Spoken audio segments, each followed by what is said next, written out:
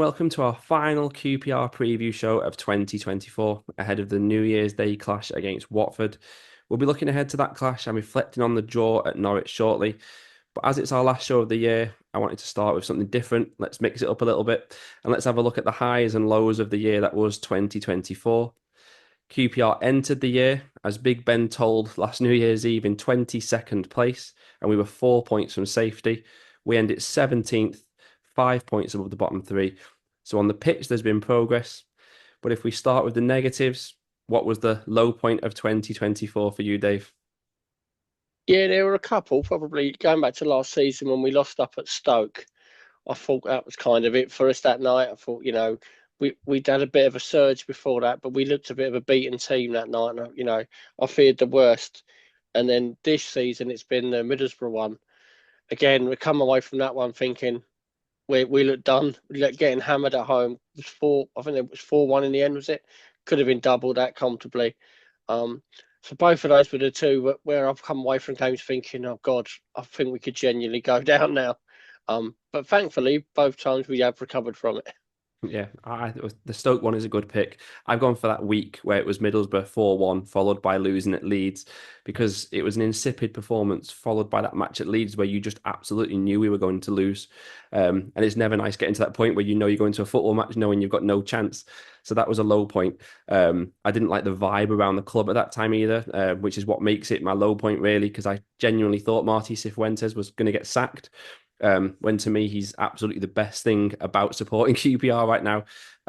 We did maintain that view throughout that period, and thankfully he's turned us around since then. But yeah, that week was definitely my low point of 2024. More positively, what was your high point of the year? I think it's probably between two, but I'll go with the Jimmy Dunn goal against Birmingham. That was such a big game, that Birmingham game, and they ended up going down, didn't they? We weren't that far clear of it in the end, and just to score that late in the game and how good the goal was, it was just a ridiculous goal. Like for your defender to score a goal like that, the celebrations afterwards, and he just felt after that, I think we're going to be all right now. And we still give it a go at messing it up after that, but that was a moment. Obviously, the Leeds game as well was phenomenal, but for me, that Jimmy Dunn goal was the highlight. Yeah, quite boring, but that's my moment of the year as well.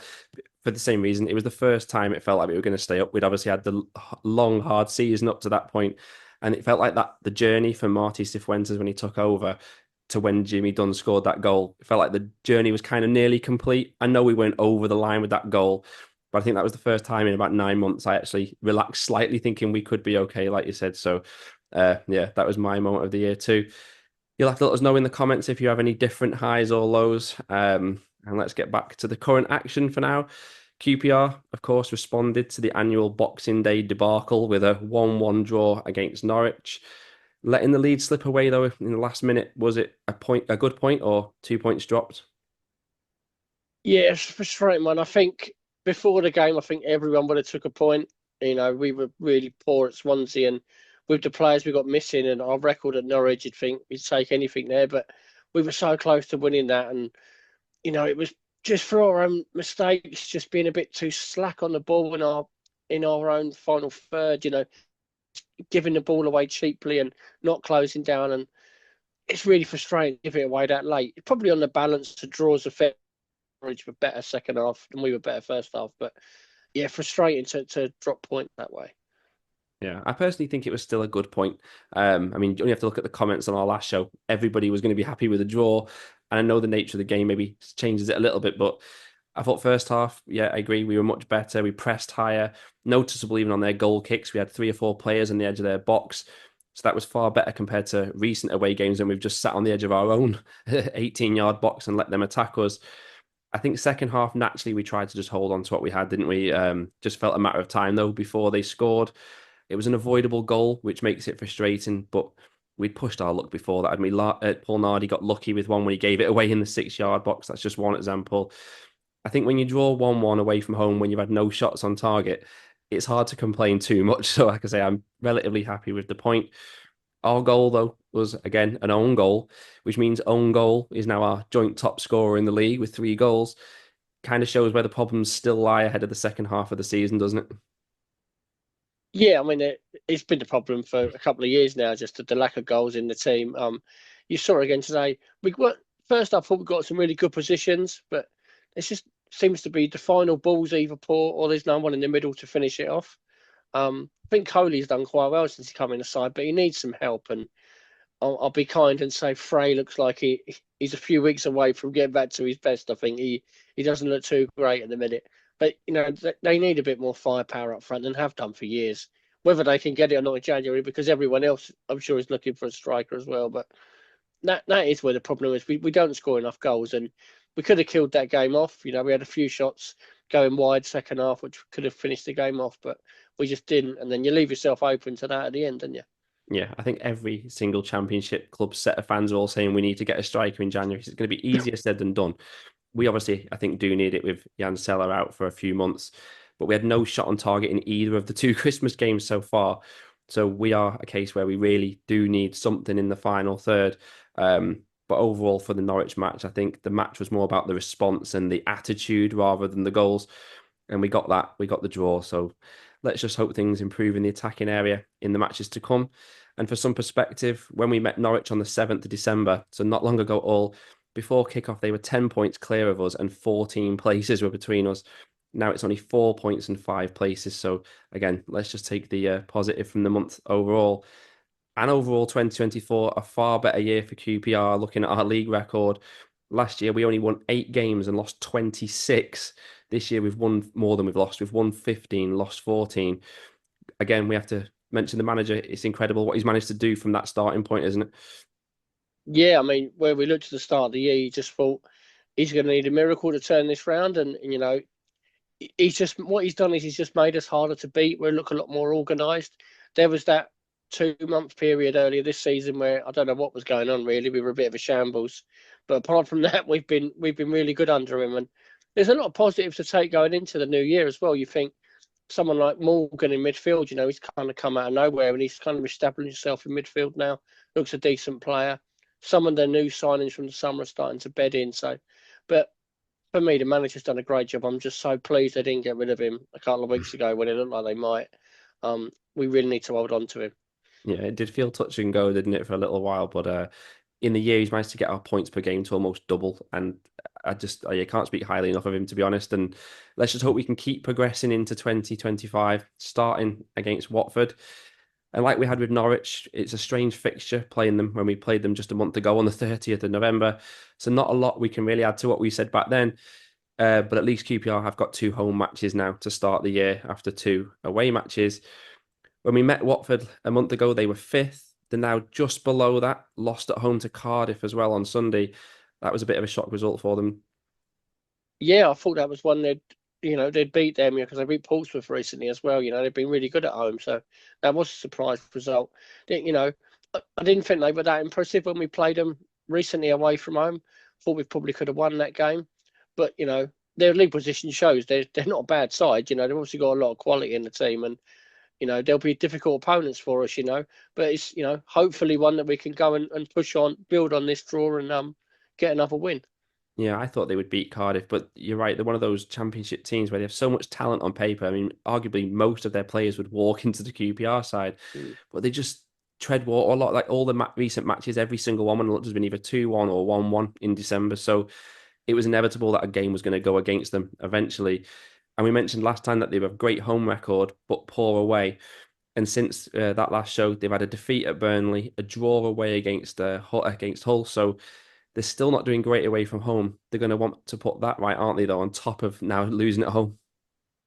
Yeah, I mean they'll need to if they're going to have any chance of the playoffs this year.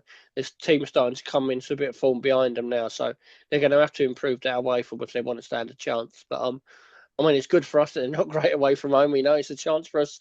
Well, we've won three in a row at home now. Hopefully we can get another one and just keep building on that.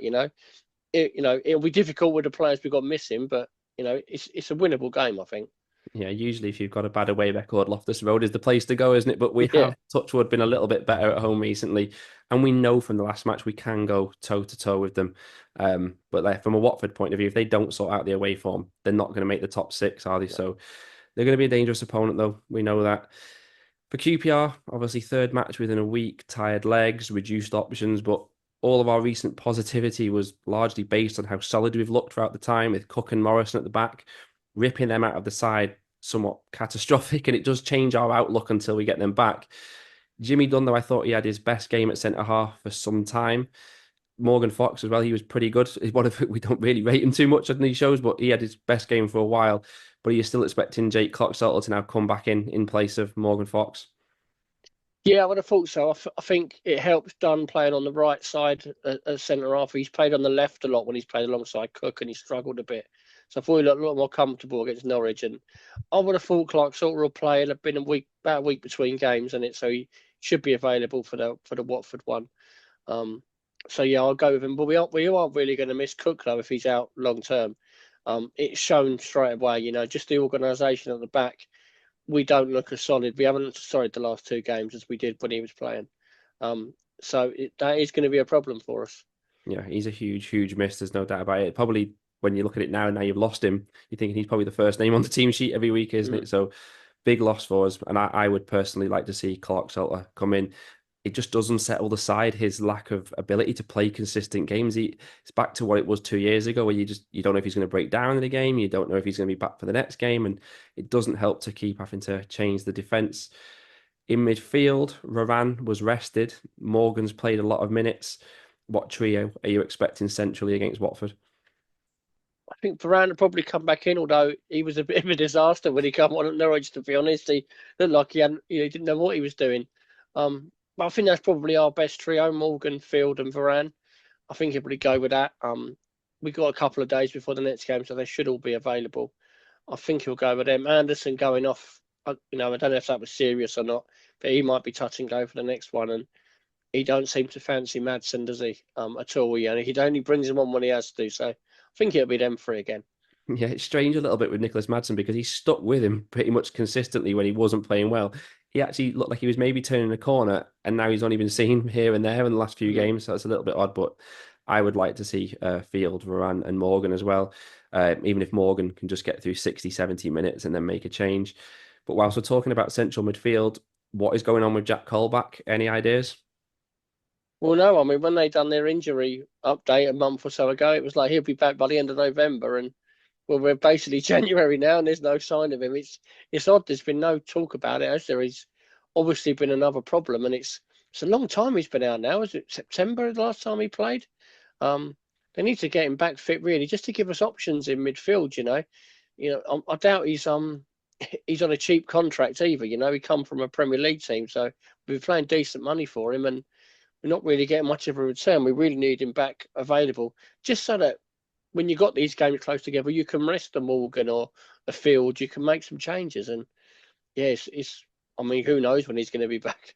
Yeah, he was meant to be back for the last time he played Watford, so it's a hell of a Yeah. setback he's had to still not even be making the bench. I thought maybe he'd be back on there, but I don't expect we'll be seeing him anytime soon based on the fact that he hasn't even been in the squad. Out wide, Ilias Chair did basically the full 90 minutes against Norwich. So who plays out wide in this one for you? I think I'd like to see him start again. I thought he was good against Norwich. Saito's been very good recently, but has looked a bit tired the last couple of games, so maybe give him a break for a few games, him off the bench. I'd start Chair, and I think Smith's a really important player for us. Thought he was really good again at Norwich. You know, he just doesn't stop working, and he'll win your corners and free kicks and create chances.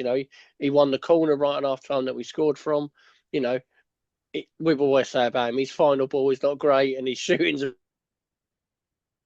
he'd probably be playing in the Premier League, wouldn't he? But I'd definitely start him. He probably won't finish the 90 minutes though, because he looks absolutely knackered at the minute.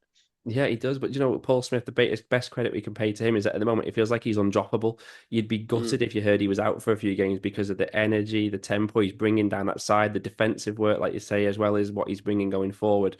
And like I agree as well, Saito, he's looked a little bit off it the last few games. So I'd like to see it be Smith and Chair again if we can, even if we have to take them off like the midfield after 20, 30 minutes to go. Finally, up front, you kind of touched on him before, Michael Frey. Is it time for him to start, or is he still looking a bit rusty for you? Well, he looked very rusty when he come on, to be honest, but he's only to get fit by playing games. I've been impressed with Coley recently, to be honest. So it's a bit of a flip of the coin, this one, but maybe give Frey try and get him back into it a little bit. Doesn't seem to be working him coming off the bench, so maybe try it the other way around for this one. Yeah, I think try and get 60 minutes out of him if we can, Michael Frey. We've asked an awful lot of Coley. He's looked a bit tired, lethargic for me. So and it's understandable that he has. He's been having to do a lot of work when he'd barely been playing before that. So maybe it's time to, like you said, I agree, switch it around and give Coley a chance off the bench in this one. And so predictions to finish. Can QPR start 2025 with a win? I think we can beat them at home. I think it'll be a tight one. It's not going to be an easy one, but I'm going to go 2-1, start the year off with a win. Yeah, I said in the last show that we only got 1 point in the three festive games last year. So at least we've already matched that. It can't get any worse. I think it could be another draw, though. Watford, like we said, won't want to lose two in a row. We're still struggling with injuries. And whilst we've improved at home, I just fancy it's going to be a draw. Although I find I'm sitting on the fence quite a bit lately, but let's just see if I'm right to be this time. Let us know your predictions in the comments as always. Then Brian and George will be on the next show ahead of a Monday night televised match against Luton in our next league game. Then Dave and I will be back later next week to preview our FA Cup third round exit at Leicester. Until then, we both like to wish you a happy new year, all the best for 2025, and come on yours.